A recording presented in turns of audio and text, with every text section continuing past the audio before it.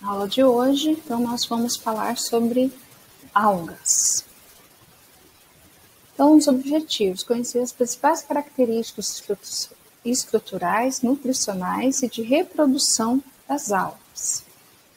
Bom, as algas elas são consideradas seres mais antigos da Terra, né? E aí o surgimento baseado na teoria da endossimbiose e da formação, né, da Terra primitiva, do primeiro ser vivo, né, primitivo. Então, as algas têm um surgimento muito próximo a partir do primeiro organismo primitivo, tá?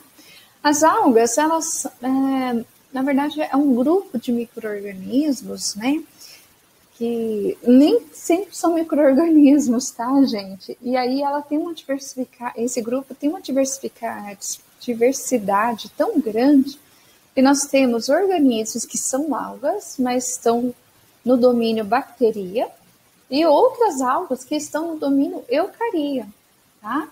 Então, na bacteria, a gente tem as cianobactérias. Então, elas são algas e são procariotos.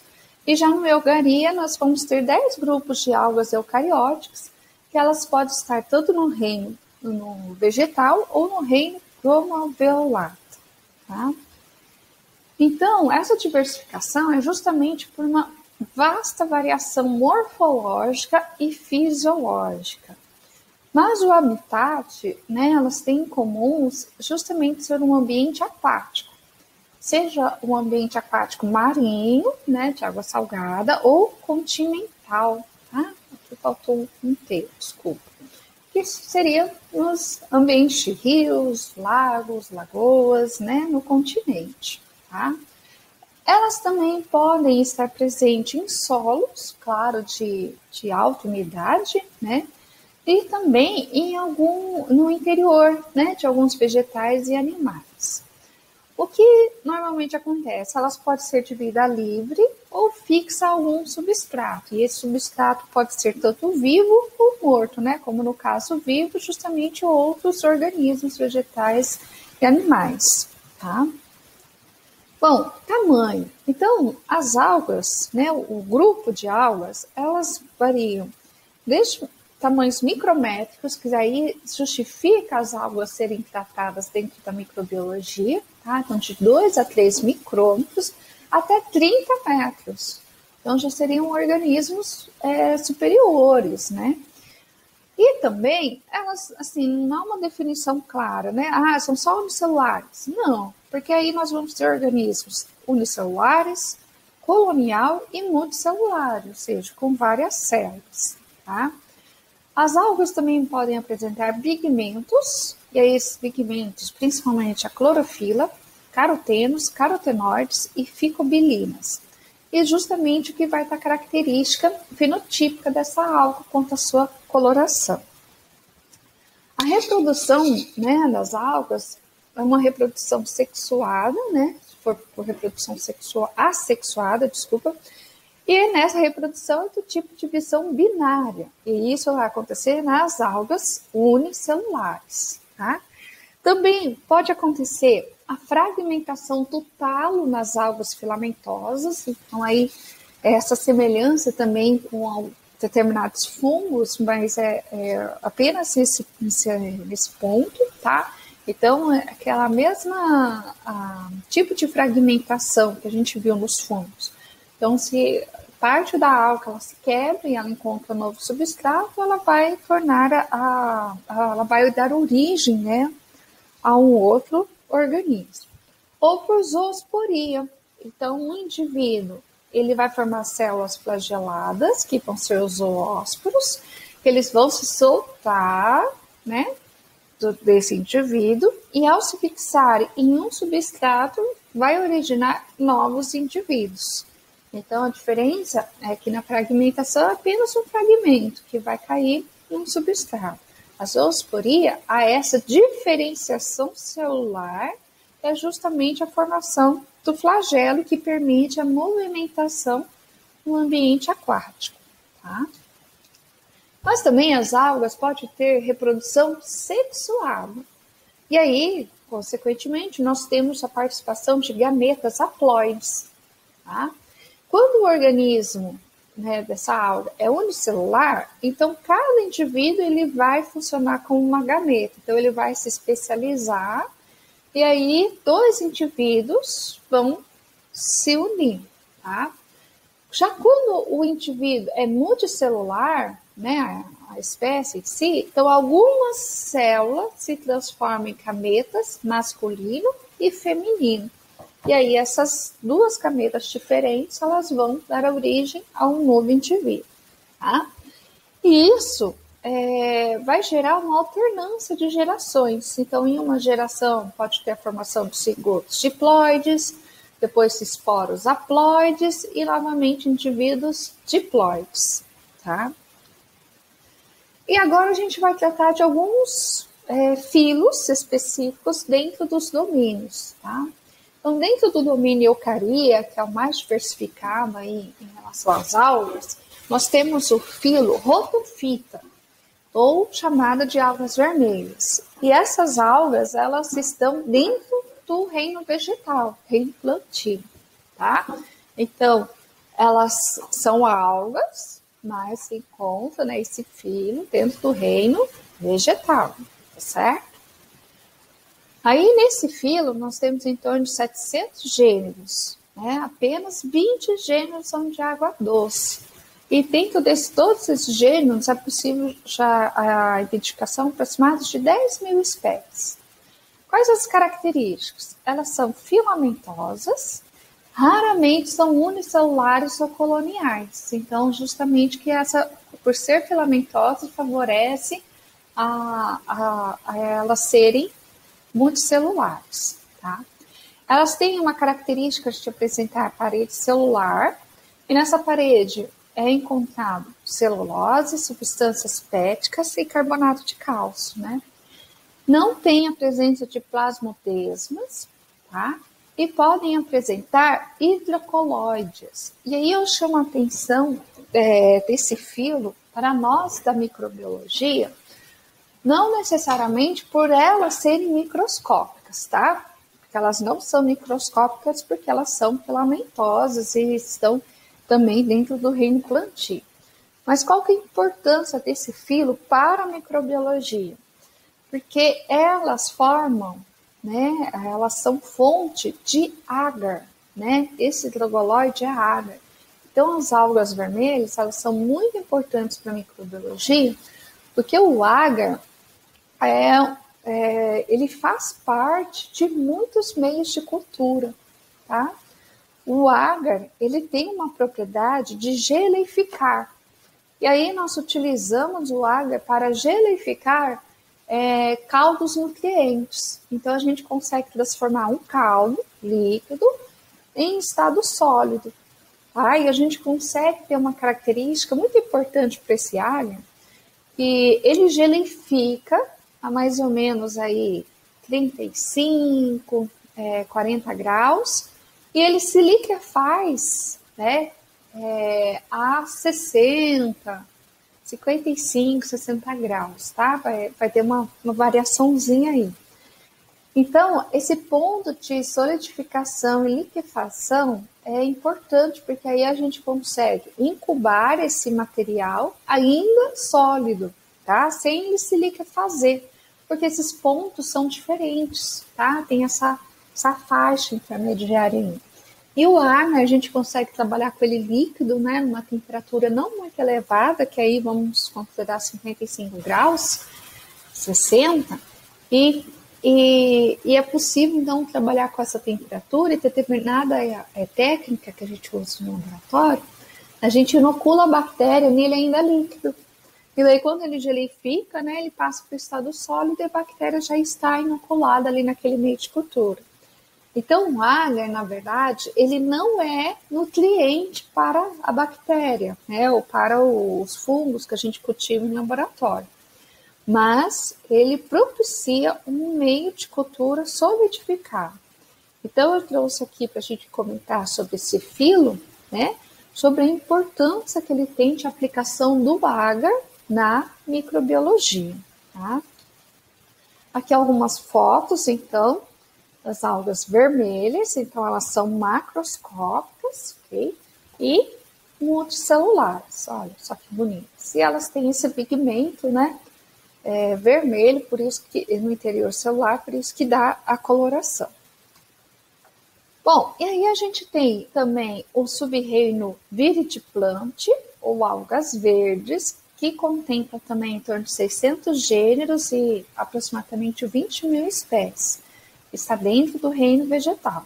A maioria é microscópica e de água doce, tá? Mas elas podem ser encontradas em diferentes ambientes. Então aí entra a importância, né, por serem microscópias dentro da microbiologia, tá? Temos também o filo Cryptophyta, que está dentro do reino Chromalveolata, que tem aproximadamente 200 espécies, e elas são do tipo unicelulares flagelados. Podem ser encontradas tanto no ambiente marinho ou de água doce. E elas que são utilizadas como modelos de estudo para a endossimbiose secundária, tá? Então, para assim, estudos para esclarecer, né, como que se deu, como que aconteceu esse processo de endossimbiose, para apoiar a teoria da endossimbiose primária e secundária, porque seria uma segunda endossimbiose já ocorrida em um indivíduo que já tinha ocorrido a primeira, né? Então, elas são muito espécies de interesse para estudos científicos, tá? E dentro do domínio bacteria, ou seja, agora as algas procariotas, tá? Então, nós temos o filo Cyanobacteria, ou chamada algas azuis. Então, nesse filo nós encontramos cerca de 150 gêneros e mais ou menos 2.000 espécies. Então, qual é a principal diferença desse filo para os demais? Porque as cianobactérias são procariotos, tá? Elas não possuem plastos, ou seja, não tem a especificação, né, de estar dentro de um envoltório com membranas, os seus pigmentos, e também não apresenta núcleo, tá? Por isso que elas estão dentro desse domínio bacteria, por serem procariotos. Então, os plastos são organelas e então as cianobactérias não possuem, tá? Elas possuem clorofila e por isso que permite elas fazerem fotossíntese. Então, pela fotossíntese, elas são produtoras de oxigênio. Elas são capazes de utilizar o CO2 como fonte de carbono e fonte de energia. E produzem água e O2 a partir, então, da fotossíntese, tá? Elas são encontradas em ambientes aquáticos, tanto doce e marinho, mas também em ambientes terrestres. Nesse ambiente terrestre, elas são encontradas nos líquens. Os líquens, eles podem ser constituídos por vários tipos de organismos, tá?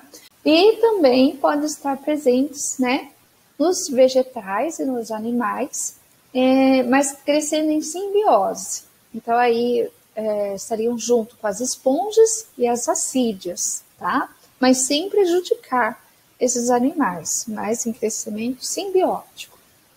Então, aqui, né, fotinhos aí dessas cianobactérias, tá? Com as algas azuis, então elas são aqui unicelulares. E aqui as formações que a gente chama de floração. Então, as algas, elas no ambiente aquático, elas ficam na superfície quando há maior demanda de matéria orgânica, porque a reprodução dela é bem acelerada, por estar num ambiente com alta concentração de nutrientes, tá? E daí, por conta desse crescimento rápido, né, acontece o aparecimento dessa mancha verde na superfície e é o que é chamado de floração. Tá? Com isso, as algas elas são empregadas no monitoramento ambiental. Então, elas acabam sendo um indicador biológico da água. Porque é analisada, né, a composição de algas em ambientes é a composição e diversidade de algas em diferentes locais. Então, se por exemplo, nós temos um ambiente aquático em que não aparece visualmente aquela floração de algas na superfície. E aí, de um dia para o outro, aparece.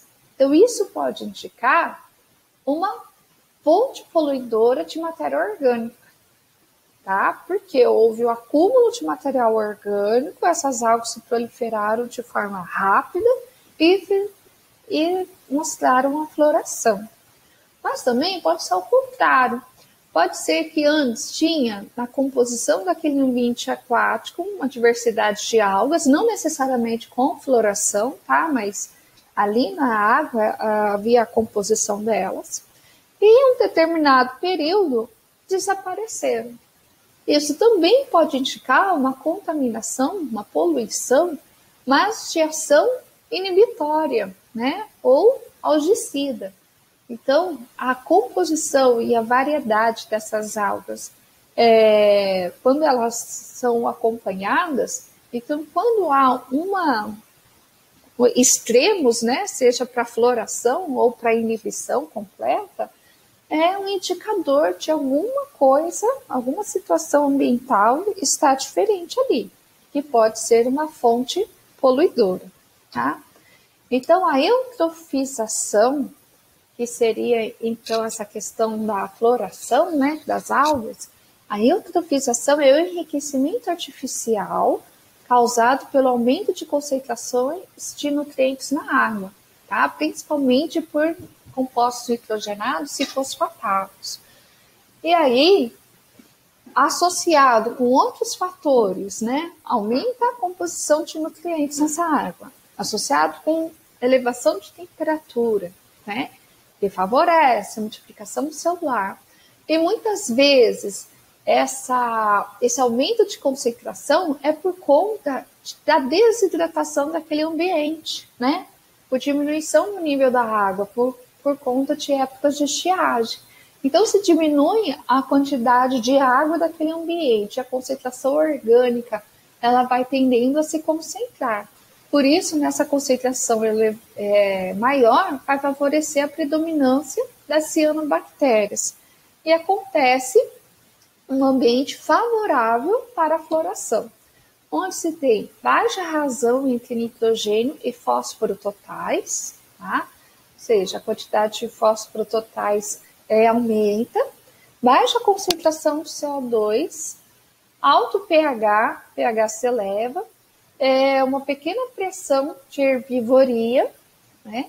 Alta temperatura, baixa turbulência, ou seja, águas paradas, e baixa intensidade luminosa, tá? Então, esses são os principais fatores favoráveis para a floração. E aí, essa floração, ela é um problema, porque ela vai influenciar justamente o ecossistema onde está esse ambiente aquático com floração de algas. Antes de eu entrar aqui nessas reportagens, só fazer uma consideração. Vamos pensar em pastagens, né, em que faz o uso para a condição ali aquática, né, para os animais beberem, por açudes. Então, em épocas de estiagem, a tendência do nível do açude é diminuir. Então, se acontece a eutrofização e proporciona a floração de algas, nesse ambiente ficará um ambiente desfavorável para os animais fazerem o uso da água. Por quê? Quando a floração, há uma multiplicação excessiva dessas algas e elas podem produzir toxinas. E aí essa água ela estaria, então, imprópria para o consumo animal, tá? Isso no ambiente continental. No ambiente marítimo, né, nós temos o problema da floração e aí o que a gente tem chamado maré vermelha, né? E a maré vermelha, no caso, se dá por conta da coloração da floração das algas. Ela também vai restringir os produtos extraídos daquele ambiente aquático, né? Então, nessa reportagem aqui, depois pelo link possível, né, acessar, a Maré Vermelha, né, durante essa Maré Vermelha, ela restringiu o cardápio nas praias do Paraná. Então, com isso, esse fenômeno afetou a vida das famílias, né, que tem como subsistência o cultivo e comercialização de ostras, porque durante esse período, a intensa produção de toxinas e os produtos extraídos desse ambiente aquático poderiam estar contaminados com essas toxinas, tá? Outra reportagem aqui no estado de Santos, no estado de São Paulo, né, na região litorânea de Santos. Então, o estado proíbe venda e consumo de moluscos após a maré vermelha, né? Então, o fenômeno causa o aumento da floração de algas com potencial tóxico. Análises realizadas em praias, no caso do litoral, comprovaram a presença de microalga. Então, nesse caso, também os produtos, né, ficaram impróprios para o consumo humano, justamente por conta das toxinas produzidas pelas cianobactérias. E essas toxinas pode ser que atacam o sistema nervoso, né? Então, neurotoxinas ou dermatoxinas, que normalmente tem um caráter de lipopolissacarídeos, e hepatotoxinas, tá? Então, que ataca aí a pele, o fígado, respectivamente, ok? E aqui estão as referências, né? E vou disponibilizar também os links dessas reportagens para entendermos como que as algas afetam aí a produção e consumo de alimentos quando apresenta esse fenômeno de floração.